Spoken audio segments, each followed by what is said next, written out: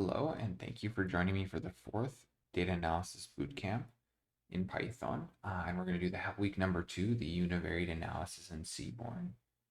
Before we get started, though, let's recap our mnemonics from the last class. Okay, so we talked about the area plot, and really we use that to determine, or we can use it to determine how our variables or features are moving together. Okay. And really kind of flowing together, kind of like the river here, the river data analysis plot, and how our features are flowing and moving together, and when they don't. Okay.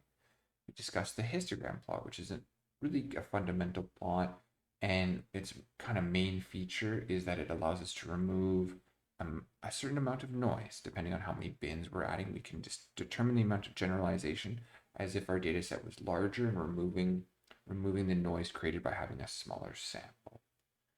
We discussed the scatter plot that is used to identify trends and patterns between two variables. Problem is with, in this day and age with so much data, it is often not as useful as it used to be because there's just too much data to really get a solid understanding of these trends and patterns, although it's a good starting point. We discussed the pie plot, which is not everyone's favorite, but just from finance, it's always used to represent investment portfolios. So I'm pretty comfortable with the pie plot. I would say the one way that you want to use it though is you want to make sure that you're noting it. You're actually putting the percentages of each section, each wedge of your pie plot, because human eyes are not good at determining. They can say one's bigger or smaller, but the exact proportions our eyes are find that difficult to tell. So it's good to make sure that you note this, and I think that really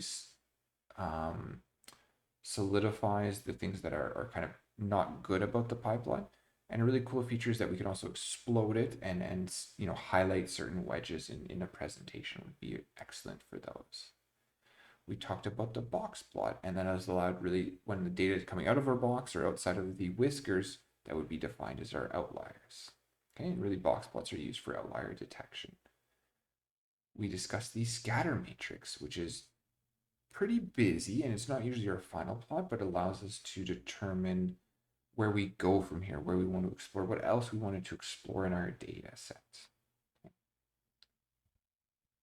We discussed the auto regression plot that it allows us to determine, usually used in a time series, but this row has a correlation with other rows and really determining what the self correlation is inside of our data set. Again, usually used in a time series data set.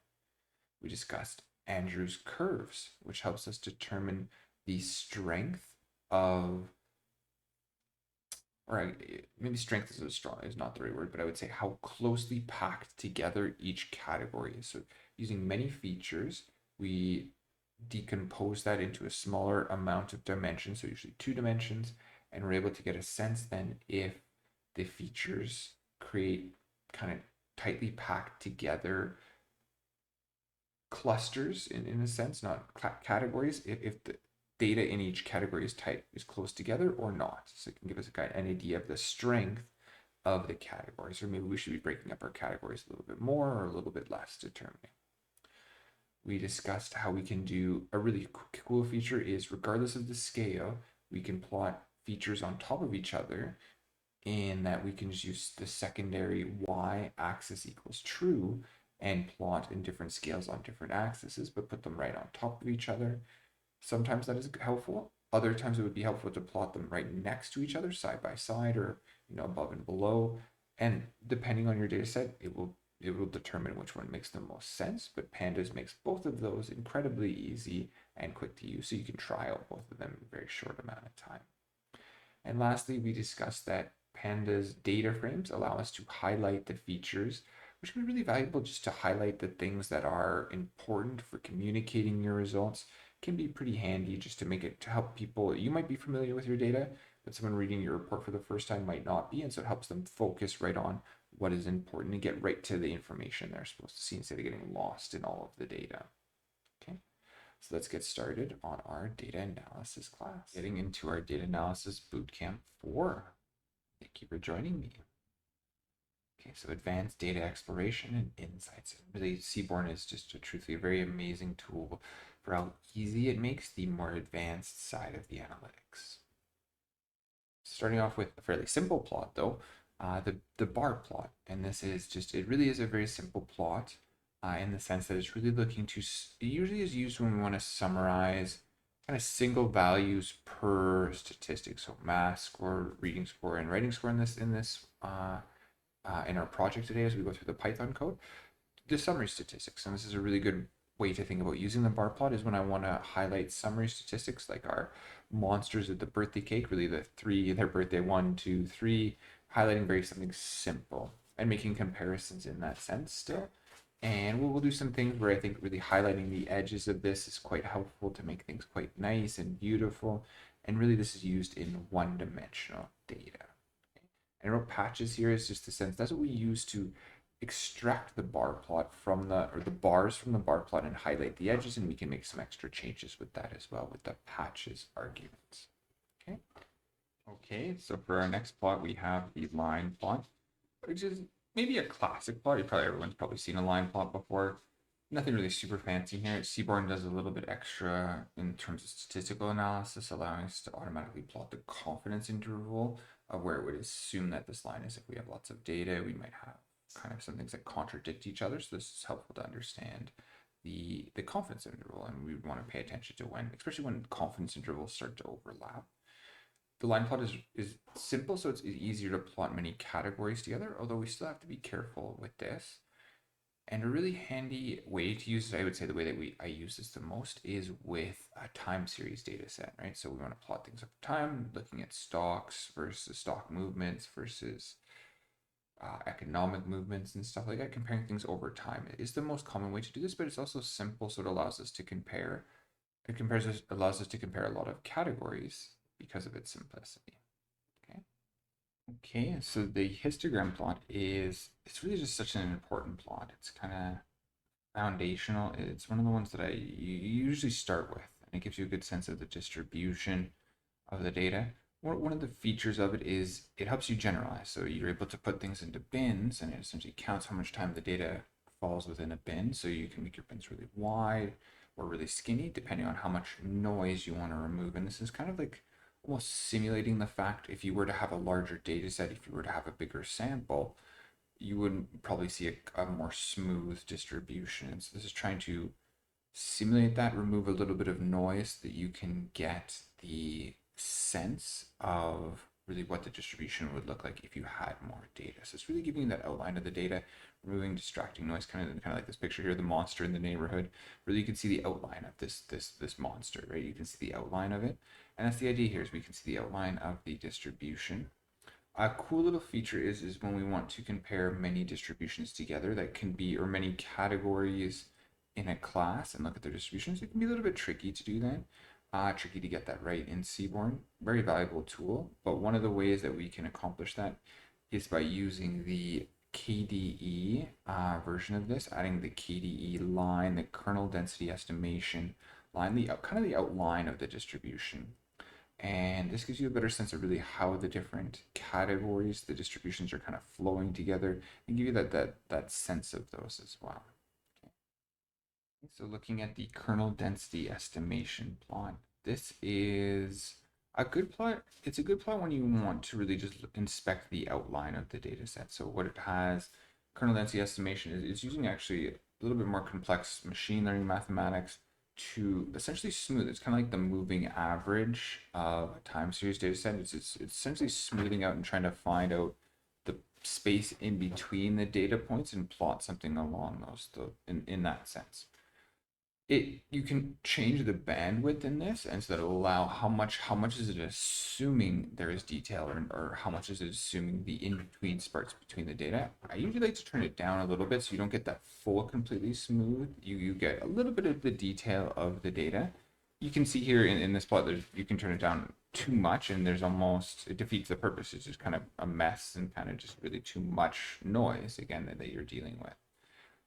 This works really well when you have a lot of categories and you want to use the hue argument in Seaborn to inspect the distributions see how the categories are changed by or how the categories play into the distribution. really good. Again, you have to be careful with how much detail you want to see, and kind of generalization is usually a good thing. Kind of like our image here, you can see this woman. That's a lot of detail. She might be beautiful, but it's hard to tell, behind all that detail. That's one of the things we have to be careful playing around with the detail of the KDE, the kernel density estimation plot. But it can be very powerful. It's because of its simplicity. It can be very powerful. And next we have the box plot, which is, I guess, an older style of plot. It really is, it kind of generalizes the whole distribution, right? So you lose a lot of the detail about the entire distribution. You see the 25th to the 75th percentile, and this is the interquartile range, and then 1.5 times outside of that would be when we classically define an outlier. Okay, this is the interquartile range, and using the IQR to define outliers by default. And this really helps you just focus on the outliers. You're really kind of generalizing the rest of the plot to focus on that. And really, you can control in Seaborn the whiskers. So how long do you want the whiskers? We're looking at our cat in a box here. The whiskers are quite long, so you can control again how much you want to see these whiskers. And really, the reason you want to do that is to highlight, to concentrate on certain outliers. Maybe in this data set that you're looking at has a more spread out distribution, and you really only like to focus on the more extreme outliers in a presentation to help people kind of focus on certain things when you're talking or presenting something or sharing your data analysis.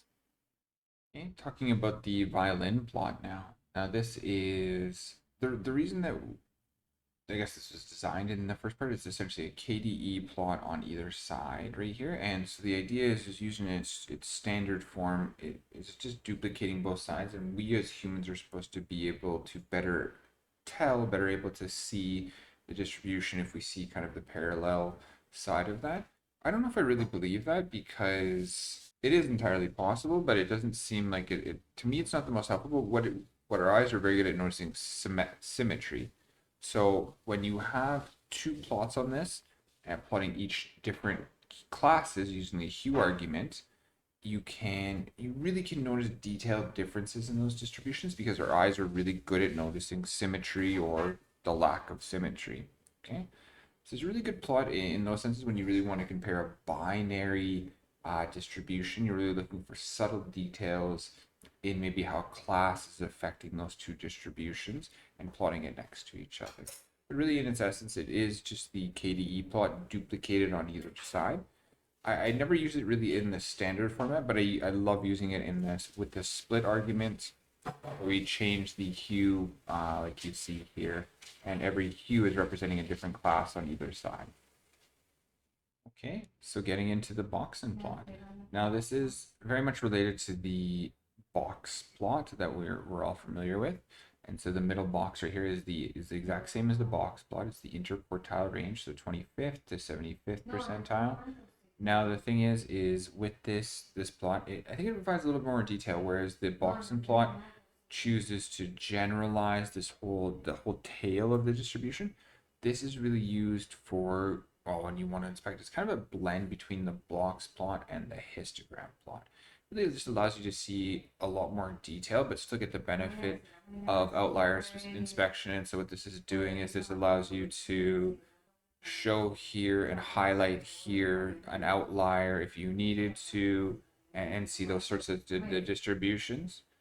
And on the other side, and then it really shows you this is going to show that you can actually change this, sorry, and it shows the amount of distribution. So I believe I changed it in this plot right here, but by default it would show you this from the 75th, 80, 85th, 90, 95th, and to the end before the outliers, where the whiskers would normally go 1.5 times of the IQR, just like the box plot, and then highlighting the outliers in the standard definition here. So it really just lets you see some more details, some more definition of the details. It's kind of, again, a hybrid between the box plot and the histogram, kind of giving you the best of both worlds in lots of senses. And I find it I think it looks really good. And I find it's a better alternative when I'm going to look for outlier inspection. This is the one that I choose to use normally instead of the box plot because it's really quite easy as well in Seaborn. Okay, and it just gives you that little extra detail that the box plot is really missing. Okay, so getting into the swarm plot now.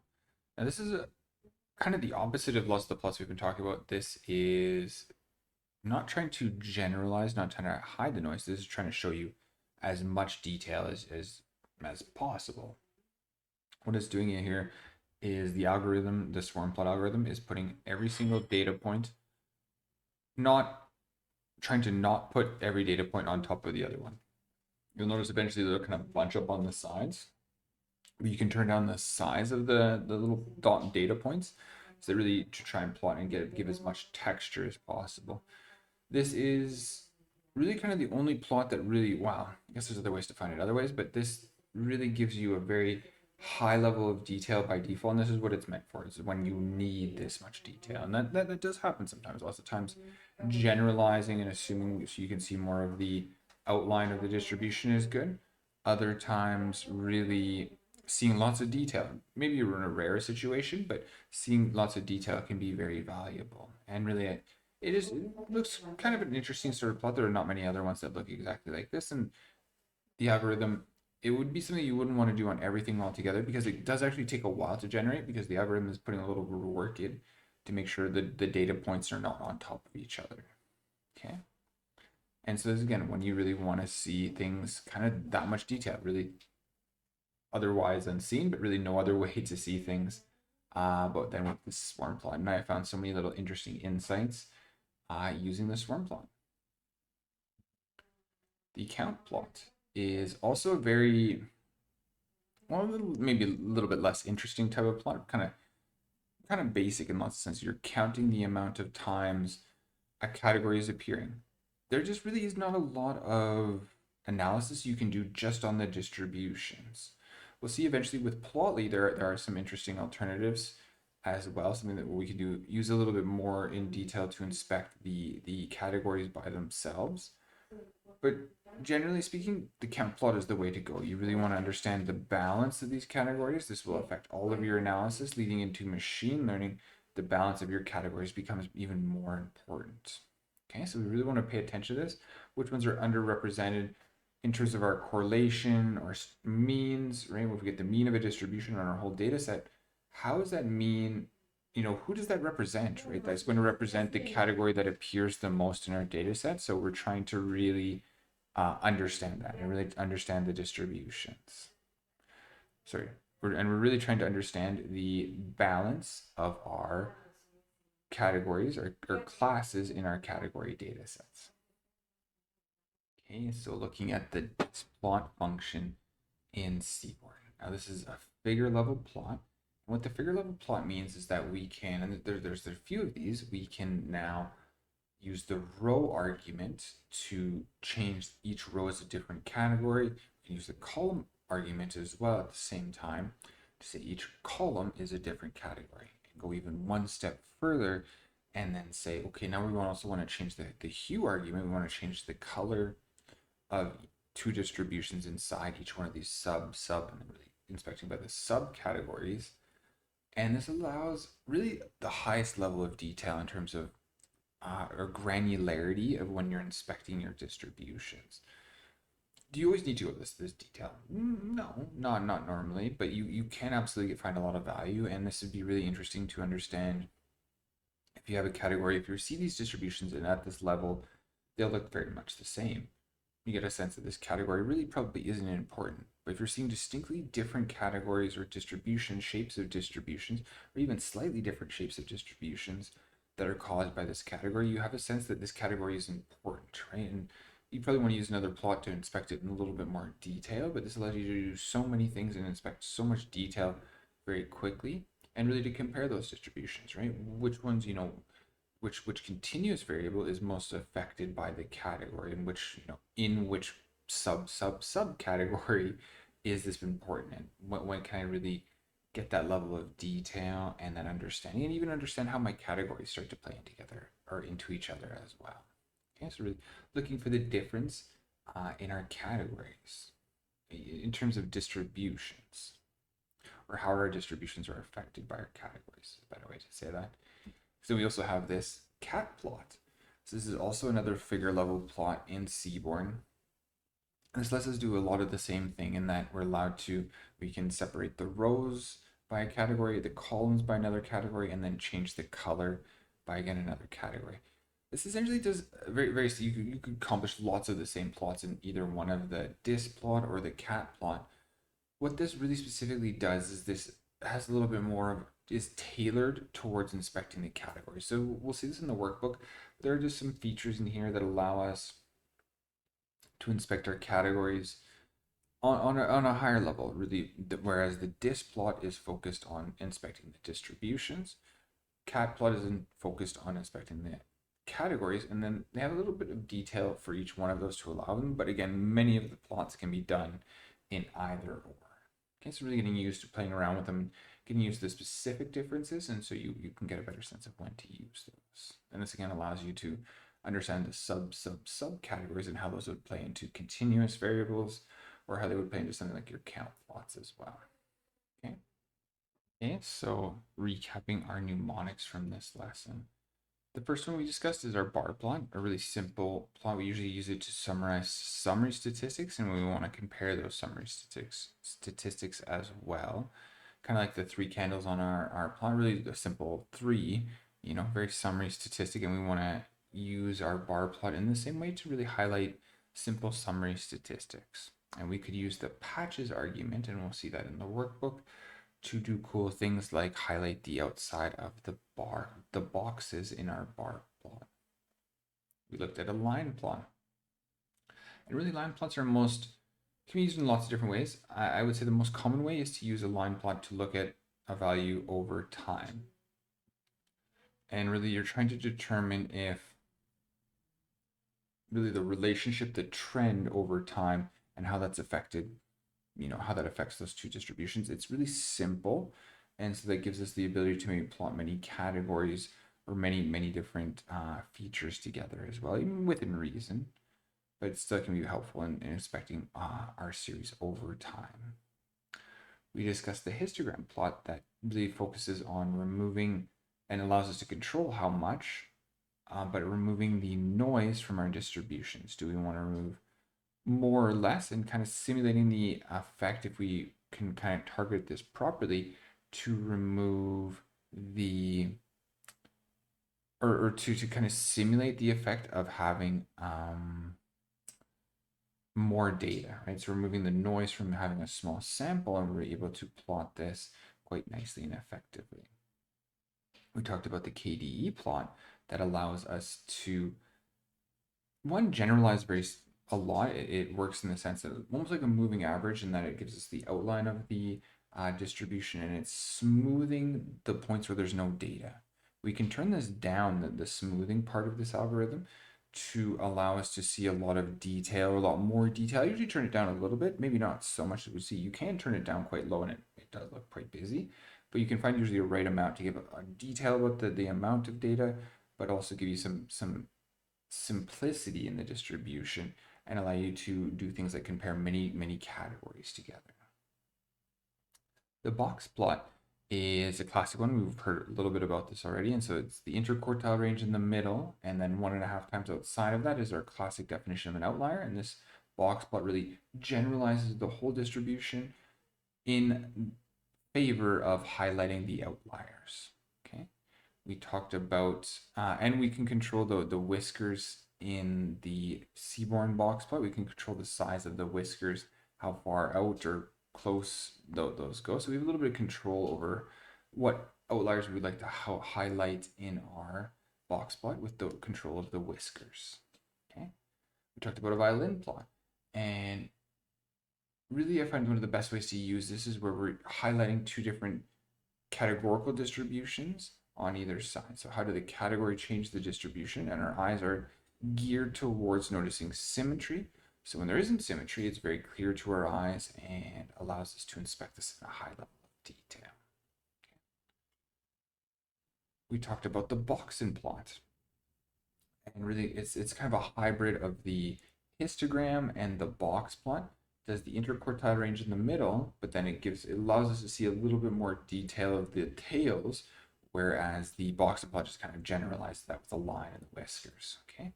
So it really allows you to see a lot of detail in those tails, And I find it as a better alternative than using the box plot for even outlier inspection, because it kind of allows you to still focus on the outliers, but you're still able to see how you evolved, how that tail evolved to that outlier.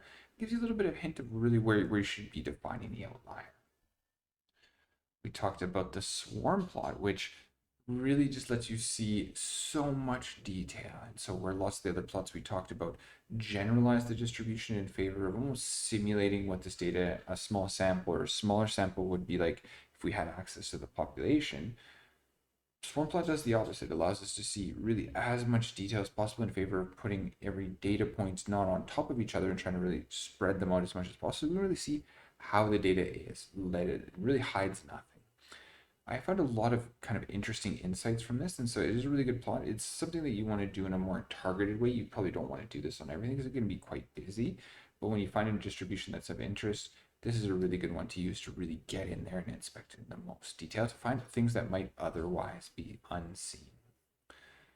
We talked about the count plot, and that allows us to compare frequencies in our data. It allows us to understand the balance of our classes in our category, and understanding the balances will relate to which categories, which classes of our category are we capturing more in our statistics or our correlations, our mean. If we have more of one class than the other, we're really that is more representative of the one that is the category that is represented the most in our data set. We talked about the displot. This is really focused on exploring your distributions in a lot of detail and by categories. So you can go sub categories and really start to really at a very granular level inspect your distributions and really noticing if there are any distributions worthwhile to inspect a little bit further to understand better and really understand how these categories play into this distribution.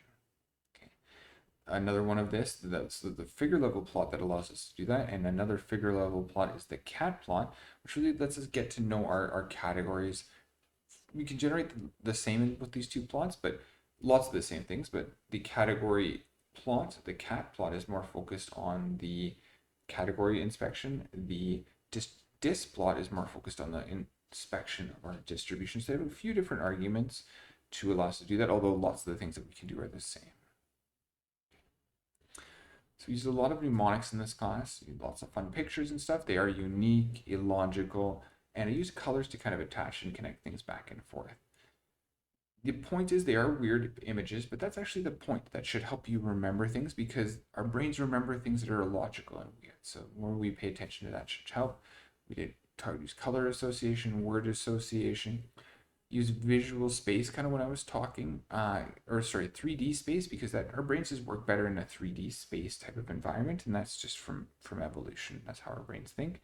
And so we talked about this. Really, what I would love for you to do is go back and review, or as you're going through these videos, review the little bit of stuff that I have on the side, read a little bit more detail about this, expand your knowledge while we're talking about these, and connect it to the images, and then come back to the presentation that you can download and just review it. Just take a little review and just go one or two times through this will really help lock these concepts into your mind and really make it a lot easier to access. And as you can see, there are a lot of plots.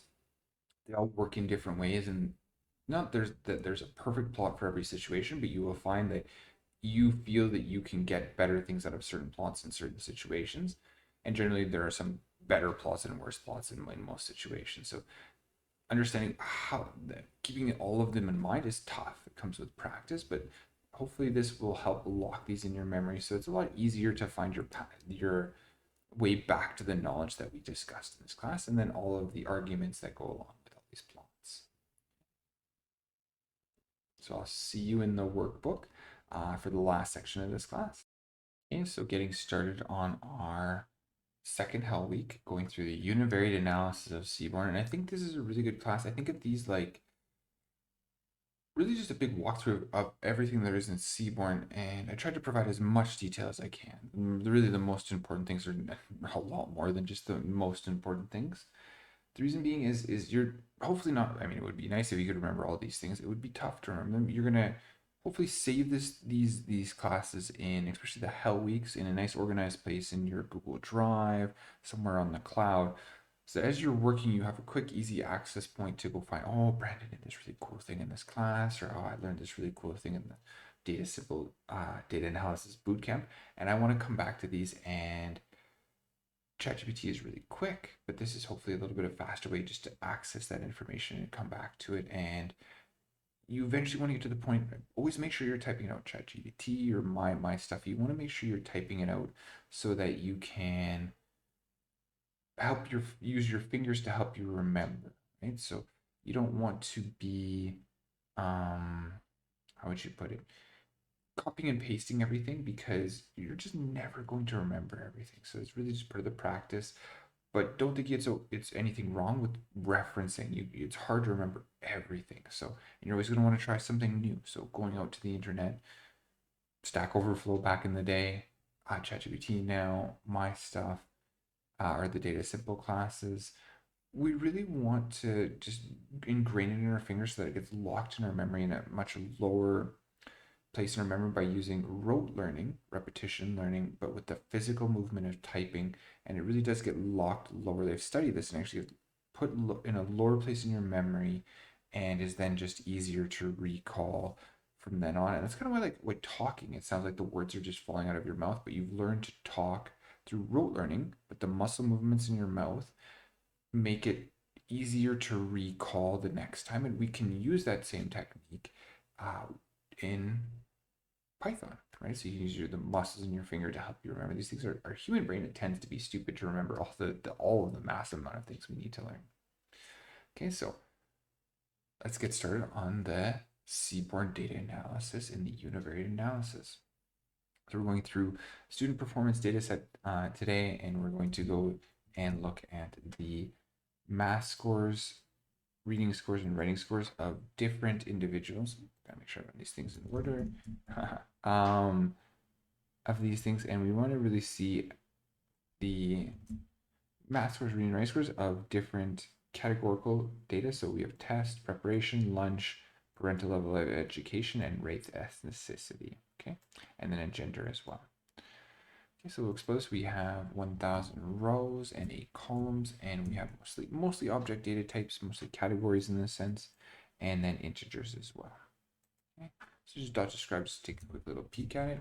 And what I did here is I put the categories in a list, and I went 4 categories in categories. I'm going to put the category in selected from the data frame, and then print the value counts, and then print it. Really, you could put any symbol here. It really doesn't matter. I like to be a little bit different and do something a little bit more fun. You could do, I think how I was originally taught this. I like to be different and use the alt code, I can't remember what it was, alt 56 or something like that, to do one of these symbols, the spade, just a little bit different, because why not? You get a little bit bored with these things. And then timesing that by 30, so it's just gonna make 30 of those. And just do some definition.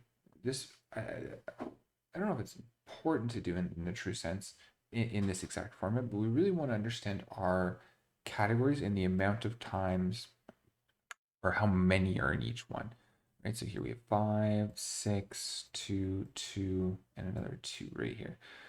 We'll see, and we'll spend some time talking about how it can be kind of difficult to deal with too many categories with Seaborn. Seaborn is a great tool and allows us to inspect our categories on a very high level into a lot of detail, but it can be really busy and kind of destroy any value that we get from the plot if we do too much. Okay. So here, starting off with our bar plot. Okay. So here what we can do is we can do a value counts. Just what that does by default is produce female and male. If we go dot index on this, what's going to happen is we're getting a list of the index, the female and male, ordered in from least to the least occurring to the most occurring. And so what I'm doing, because this is the index and this is the data in the row, that's my integer, my data type is an integer, because female, or the 518 and 482 is the data. This is just the index value. Okay. But if I want to get the index, I'm gonna put that on the X value then, female and male, and then I'll put the actual data then on the Y and plot this kind of nicely and just make a nice little box plot. Okay. You can do the same thing with mean right here. So we're going to pull the mean from the data frame. And I'm just noticing here doing the figure like we did with pandas, although we don't have the option directly available in Seaborn. Seaborn is meant to work in the same way. It's matplotlib. So if we want to do formatting, change the title, change the figure size, we usually have to write an extra line to call it separately, but it is meant to work that way, okay? Because it is essentially matplotlib. Okay, so we go plt.figure, fig size 4 by 3. Again, selecting df mean, we're selecting the index the first time, and then y, just the values in the average right here. So df mean. Okay, and plotting it with the palette that I have above. And nice little corner, and we get a nice bar plot. Okay, can do that a little bit more. And notice here that I'm assigning it to AX object. We go ax.patches again. This is a matplotlib functionality. This gives us a list of the 3 patches. So patches are really the stuff inside of a plot. So here it's the boxes in the box in the bar plot, the bars in the bar plot. So I pull those out. What I can do is I can iterate through that. So for bar in AX patches, bar set line width 3, set edge color black. I get a nice, I think it adds a lot of texture to this. This is fine.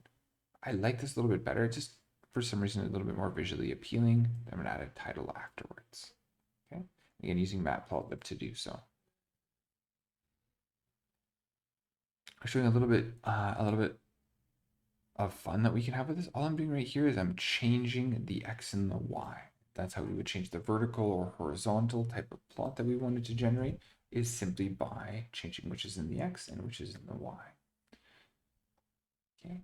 And we can also do this in a more in a sense and get a little bit more statistics from this. If we don't just have the summary statistic to plot, we can plot by default the average of our whole column. So we're going to data equals df, y equals one column, x equals another column. This is a category by a continuous variable. So it's going to group by the category and give us, through bootstrap resampling, give us a confidence interval of what the average is really likely to be. Okay, so this gives, if there's a really big black line, this error bar, we have confidence that the average is likely to be changing depending on how we've resampled the data. If it's very tight, like we see here, lots of confidence that this would likely continue to be the average for females and males, regardless of the sample size we took. Okay. Getting into the line plot. And just noticing here, I put the links to Seaborn plots here as well for you all to look and go to the documentation. I included lots of stuff. There's definitely more stuff in the documentation. Good to get comfortable looking around Seaborn, and there's a whole bunch of stuff on their website as well that you can play around with. Okay, looking at a line plot here, data equals df, x equals reading score, y equals math score, and by default, again, using bootstrap resampling to give us a little bit of a confidence interval here to give us an understanding of how, if the data was slightly different, where could that line potentially be? And then here, if we wanted to turn that off though and just do straight lines, we go error bar. So instead of confidence interval, it used to be confidence interval, CI. They've changed it to error bar not too long ago, truthfully. And so error bar equals none. And yes, there's a nice straight line, pretty simple. We wanted to use the hue argument. So again, reading and math, sorry. And if we wanted to use the hue argument, let's try it with a continuous variable. Okay. So as you can see, it's super busy. It automatically breaks it into 6 different bins. You can't really see anything here, right? It's really hard to tell what's going on. It maybe art looks beautiful in some senses, but it's not very valuable in a statistical analysis.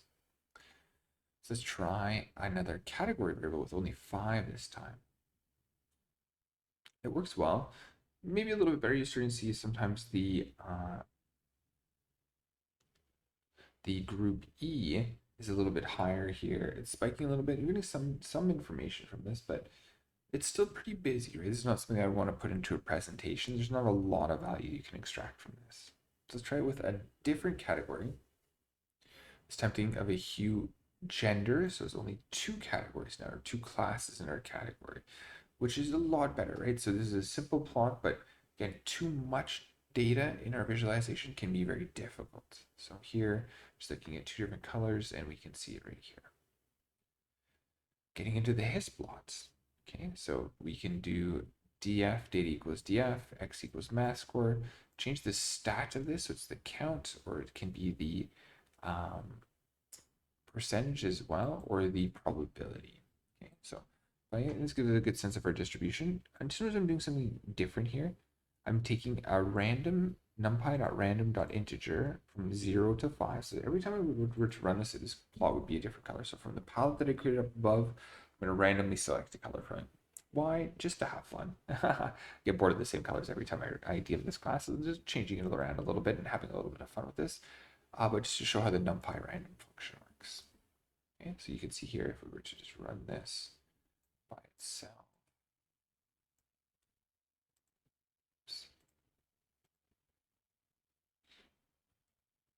I run this, every time I run this, you can see I'm getting a different index, not index, integers, but we can use those for index, pulling a number out of the index. Okay. To the probability here, and changing probability and count are going to look fairly similar. If they're very particular, it can be a little bit different, but you would say you would generally expect them to be very similar distributions. They can be slight differences, but be really more on a request by a boss where you want to use probability or count. One of the things that we talked about with the histogram plot is we're able to change the bins, the number of bins, so really plotting how much detail, how much noise do we want to see here. So you could say I did 30 bins, we could even turn this up to 50, and we can see a lot more detail now. We also see a lot more noise. We're kind of losing the shape of the distribution. You can see even more shapes. You turn this up to 100. It just becomes very noisy, right? And almost a little bit hard to see where that real shape is. So the benefit of looking at something like 30, not too many bins, enough bins to really get some detail, but not too much to really lose sight of what the overall shape of the distribution is. So a normal distribution with an outlier on the left-hand side that we might need to truncate or treat in some way. Okay, and another cool thing that we can do is we can change the element to step away from boxes. We can change it into steps, so it just gives a different kind of feel. The same idea of the plot, a little bit of a different feel now. Or we could change to poly. So change that right here. So poly, and we can get a sense of this. Is not, I prefer to use when we're going this way. I would prefer to use the kernel density estimation plot, but you'll see that in a few seconds. It can be quite handy to do this though. Okay, and looking into one last feature right here, we're going to do the cumulative equals true, and that's going to give us a cumulative distribution and let us know how much data has come up until this point. So for 80, mass score of 80, roughly about 800 rows had a score less than, and the rest would have above. It's a great technique to, when you use this to inspect the distributions, to really see how they evolve kind of on that tail a little bit differently. Using it just by itself, when there's 6 different categories here, it's a little bit busy and hard to see. So what we can do is we can use KDE equals true and plot these and really plot the lines. We can do a little bit more to make this a little bit more useful. And so here we're going to do line KWS. And so this is really good practice doing something more complicated in Python. So we're going to pass this to because really what makes this line is the line plot. So we're going to pass this function to the line plot, and histplot is going to take control of this and say, hey, line plot, here's this. When you have the LW argument, change it to 5. So we can make our line plot, and this is good control, passing a dictionary to a function to control a lower level function. And it's a pretty common way, stuff you'll see quite often in Python in general. Okay. We can also change things like the multiple. So do we want layered or stacked? Okay, so just looking at 2 distributions and 2 categories now in this distribution, see how those change right here. And we can do, if we want to do layers, they're just right on top of each other, they're layered on top of each other, or are they stacked? Okay, and it really depends on how much detail you want to see. They can be interesting. I think the stack could be good when you have a lot of categories as well, to really see more information about each one of those categories. Getting into the KDE plot now. This is again a super simple plot, and it's just going to highlight the outside edge of our distribution. It's going to use a fairly complex machine learning algorithm to do the smoothing and essentially assume the point in between data. Where would the data be? Kind of like this rolling average. So we can do things like fill equals true. And notice here what I'm doing is I'm turning the bandwidth method down. just like a little bit more texture on the actual data that appears in my distribution. And turn it down even more and just get so much more data, which I don't know, it's too busy, right? Like you can see a lot of detail there. Kind of hard then to inspect this by so many different categories. So we have to be careful with how much detail we want to see. Turn this back up and we can see that this works really well. We have 5 categories and we're able to really get a good sense of each distribution in this plot now and how those evolve, and are they similar? Are they different? And does this category, or do one of the classes in the category, like this group A, seem to have a very different distribution than the rest of the categories in this class? Or sorry, the classes in this category. Getting into the box plot. Talked a little bit about this last time. So we have the interquartile range, so from 25th to the 75th percentile. The whisker goes 1.5 times the interquartile range, and then anything beyond that would be the classic definition of an outlier. So generalizing the whole distribution to focus on those outliers right there. Okay. Very simple to inspect this by categories. We can go x equals reading score and then y equals categorical variables. So we're going to group by then the y-axis, the category here. We can do a line width equals 3, just turn up the line width on the outside, make it look a little bit nicer. And I think it looks a little bit nicer when you do that. We can change the whisker to, instead of go 1.5 times, go up to 3 times the interquartile range to cover all of our outliers. Or you could do something a little bit smaller and do only half of that, half of the distribution, so kind of one side of this box, and really show there's lots of outliers. It depends what you want to do in the distribution. Maybe go 2 times and see if we get any outliers. So really just highlight one or more outliers in this distribution. Getting into the violin plot. Okay, so by default, it's showing us the KDE plot on both sides, and that is supposed to be good for us humans because we notice symmetry really well. So we notice the symmetrical sides of this.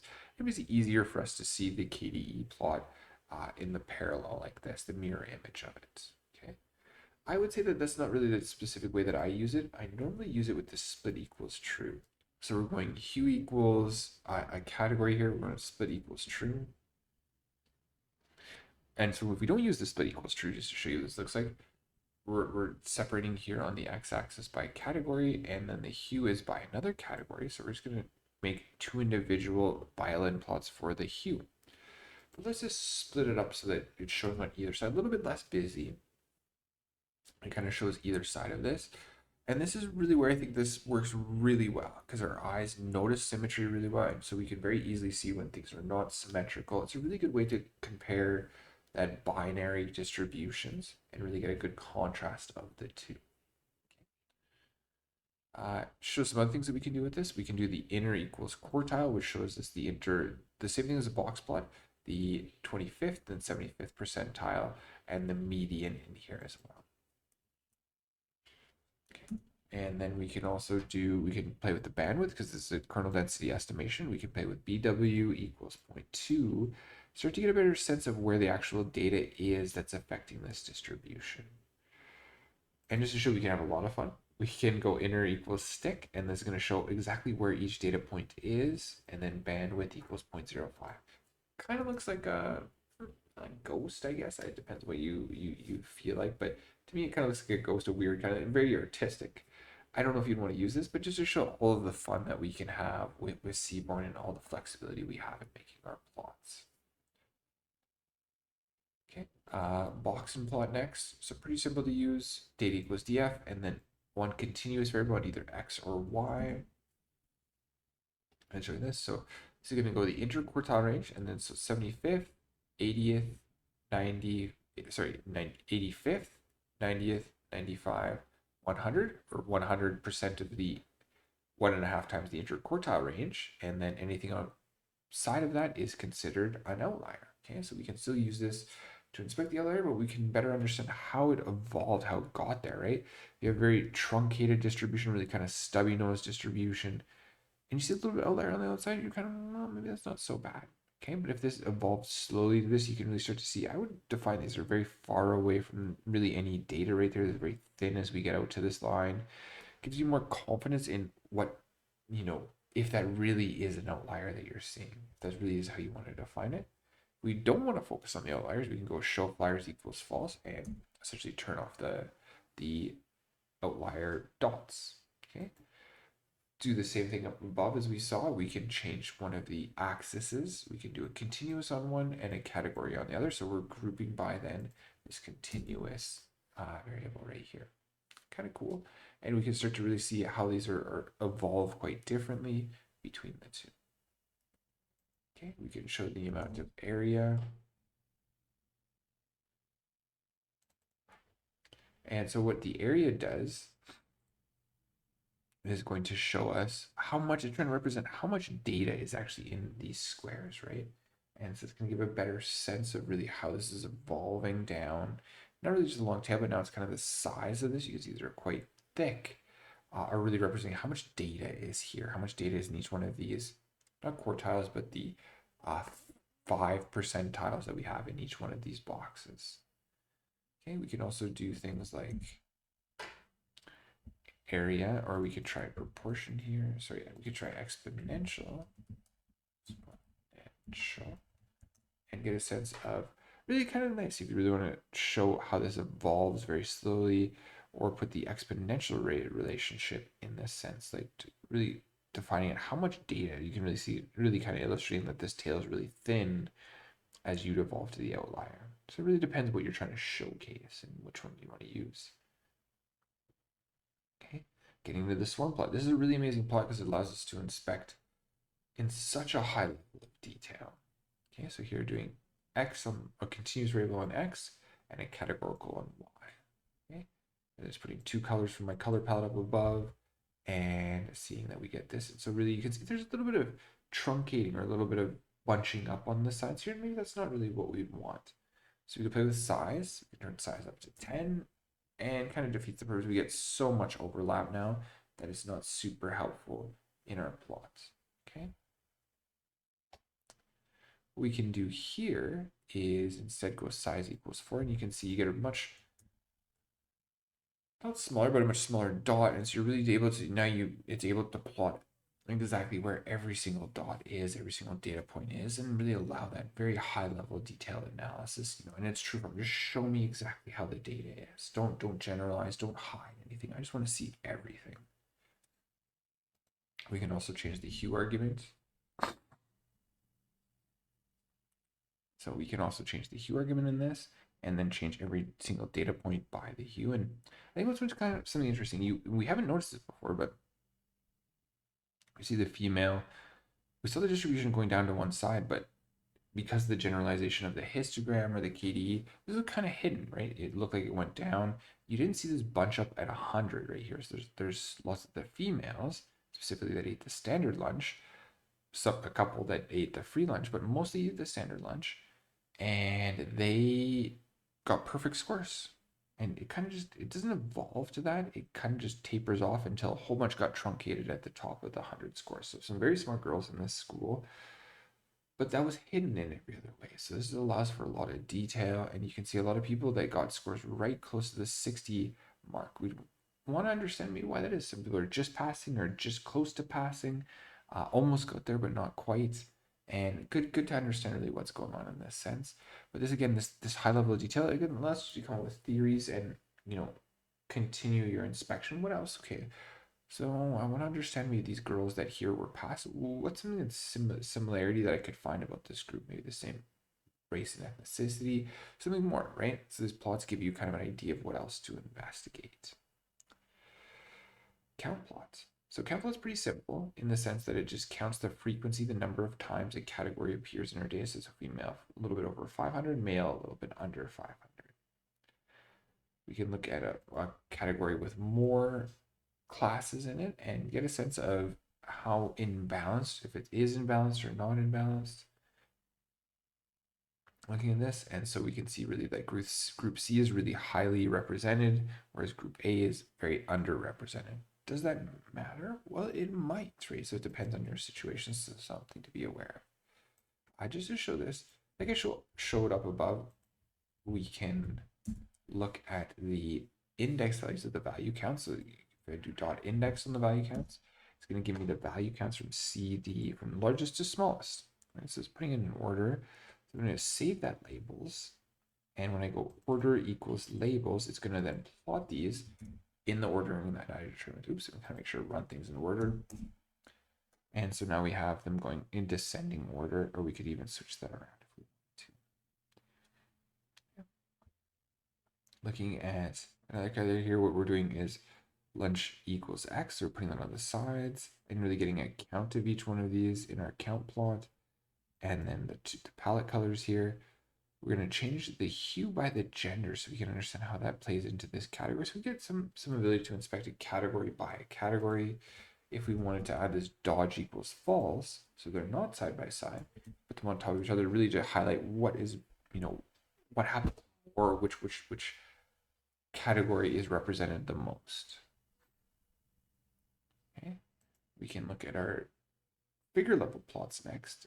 The Seaborn displot allows for a lot of detail in terms of the categories and how we can kind of cross section and find the subcategories distributions and really start to understand how important these categories are in understanding the distribution. So data equals df, continuous variable next, kd equals true, and then random color palettes. Okay.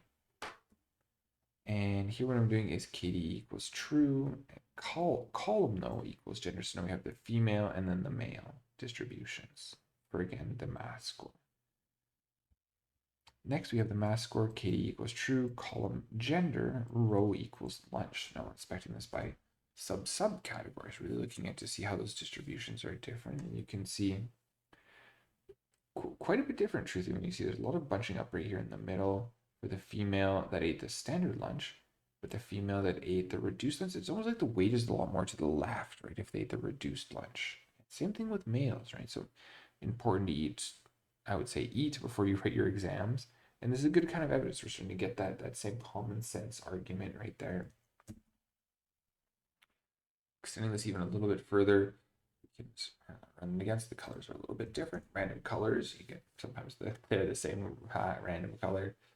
And here what we're doing is we're looking at these two distributions by row, column, and then by hue to change the color and really getting a sense of how test preparation would be impacted by these two. And you see males did really, really well in terms of math scores in the free lunch male, and then they did really well for test preparation equals completed. That's when they did seem to do the best, right? Which makes sense. But again, there's lots of detail that you wouldn't really be able to inspect in another way to such a granular level. Is it going to be important? Not on every distribution. So this would be something that you want to have a reason with your initial analysis to go this extra level. You don't usually start with the figure level plots. Okay, so the way that we can control getting into the catplot and the way that we can control the size of our catplot is a little bit different than what we see in the matplotlib.figure fig size equals width by height. Here, because there's going to be lots of these plots, we can use the height argument to say, I want to make my plot this high. Okay, so 3.5 here. And if I wanted to then change the aspects of my plot, and so doing the same thing here, showing just that we can do a swarm plot here. And if I wanted to change the aspects of how wide it is, I can say aspect equals 0.8. So 3.5, and I want to make that width 80% of that. So height is this, and then aspect is the percentage, or 1.1, 1.2. How much bigger on the wide side did you want this to be?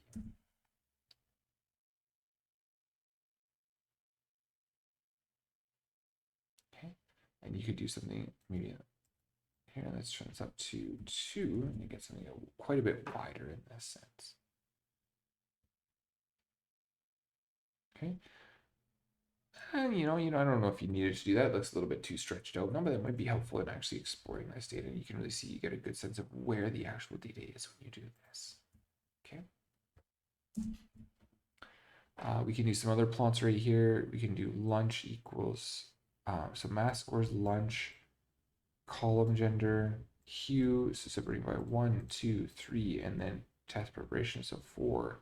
Only on one row right here. So you're getting a good sense of how that distribution is really changed by female and male, but really by test preparation seems to have a much larger effect on the final scores, which is not super surprising. We also have access to the point plot, which really puts the average and what is the, using bootstrap recycling, what is the expected deviation in that average, and just connecting those two together. We can also do the violin plot, split equals true, to really get a very high level of detailed analysis of our categories. And going a little bit farther, we can also do the bar plot here. Q equals test preparation, Y and X, Y equals category, X equals continuous, column equals gender. So really going into a lot of detail and then getting the sense of, you can see this confidence interval, this error bar is a lot bigger than this one. And so we're getting a sense that there's more movement in the test completed grouping than there is in the people just did not do as well with the no test preparation, right? The range doesn't necessarily mean you're going to do better, but it gives you a better chance that you're going to have a better score. Okay. So thank you for joining me today. It's really good, and I'll see you in the 5th Data Analysis Bootcamp class. See you there.